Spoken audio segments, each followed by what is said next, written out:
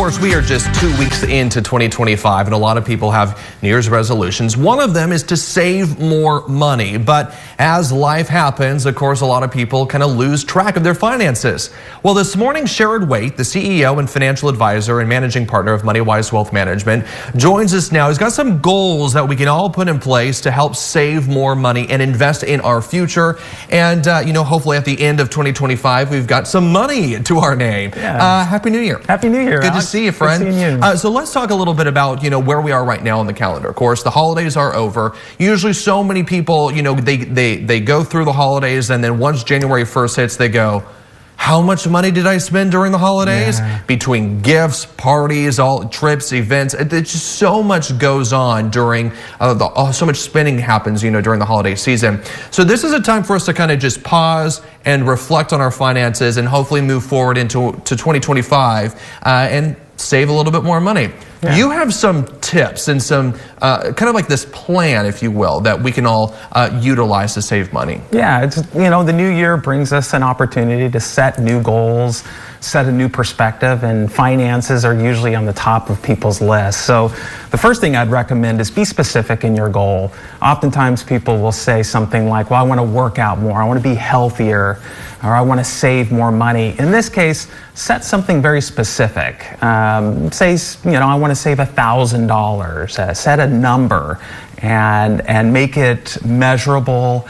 And there are tools out there that you can use to sort of help keep you on track with that. But that's the first start. And of course, those goals are going to be different for everyone. Yeah, right? yeah. Okay. Yeah. And then what's next? No, you got to revise or create your budget. Now that's a big deal for a lot of people because many people have struggles with tracking their spending. Fortunately, again, there's a lot of great technology. Most of your banks will allow you to have some sort of app that will give you a report of what you're spending. So start there. Just create a budget or revise. Start looking at what you're spending. Now, when a lot of people, because they're kind of living paycheck to paycheck, when they're creating this budget, it can be, life is expensive. And we know that over the last several years, it's getting more and more expensive. Yeah. Wages are not increasing at the same rate as, the prices of just basic goods. So when someone is sitting down at the table and trying to figure out their budget, what is your recommendation on not getting, because it can be discouraging to be like, I'm not going to have a ton left over. It's overwhelming. Like I said, at MoneyWise, we like to use a tool that we call the 50-30-20 plan.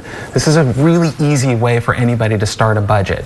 And the way it works is 50% of your money should go towards things that you have to have. These are your needs. Then you have about 30% of your money can go towards things you want to have. It might be eating out or going to the movies.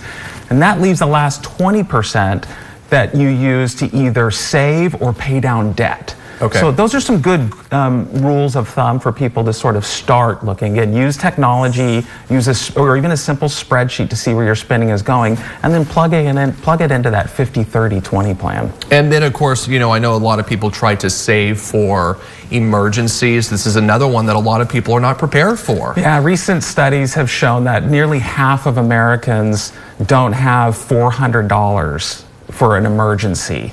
And that's critical because if you don't have money for an emergency, you're left to do something that's not good for you, like a payday loan or borrowing from family. So you want to certainly make that a priority. Start saving for an emergency and keep that money just in your savings. Again, going back to the budget, when you look at all the numbers, again, a lot of people living paycheck to paycheck. It's hard to invest in the future because at the end of the day, you might be left with just a couple $100, maybe not even that, at the end of the month or at the end of the pay period. When you're talking about investing in the future, because I know this is one of your final goals for the new year, what's your recommendation in looking at maybe how small that number is in the bank account each month or each pay period? It can be discouraging, right? Yeah. Because you're thinking, look, I'm only putting $10 into my savings account this month, or $20, whatever it is. That can be discouraging, but don't let it stop you. You can snowball the savings effect, and it can accumulate quicker than you realize. So recognize that even paying down your debt is investing into your future. Can you look at it as that? Absolutely, okay. yeah. Okay. Again, that budget, that 20% of your budget that's either going towards debt or it's going towards your future savings. Either way, you're improving your financial future. Let's talk about debt. We also know that Americans are dealing with an unprecedented amount of debt right now. Credit card debt is reaching all-time highs. So I know that there's a lot of people, as a matter of fact, the studies show most people struggle with this. Yeah. Where do you start? I mean, if you're talking about, people who may have tens of thousands of dollars in just credit card debt, how do you even start to tackle that? There's really two ways. There's the snowball or the avalanche approach. So the snowball is where you attack first the smallest amount debts. Maybe you have a credit card that's $100, $200 on your credit card. Start there. Get the small ones out, and then it snowballs, it accumulates, and you get to the bigger ones. Or you can go the avalanche approach, which is attack the debt that is the most expensive, that larger debt. Now, mentally, that can be challenging for some people because they feel like they're not making progress. If that's you, go with the snowball approach. Start attacking those small debts first. It can help build some momentum and some confidence.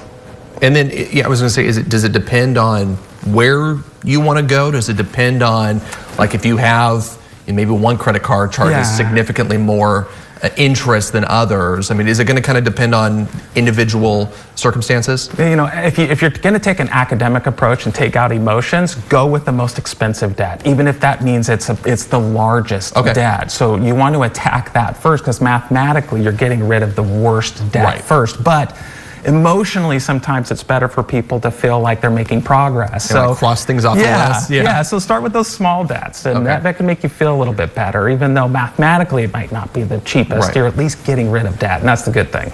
Sherrod Waite, thanks so much for coming on. Again, starting off 2025, and hopefully by the end of this year, people can feel a lot better about their financial situation. Appreciate those 5 tips. We'll put that on our website, by the way, kgt.com.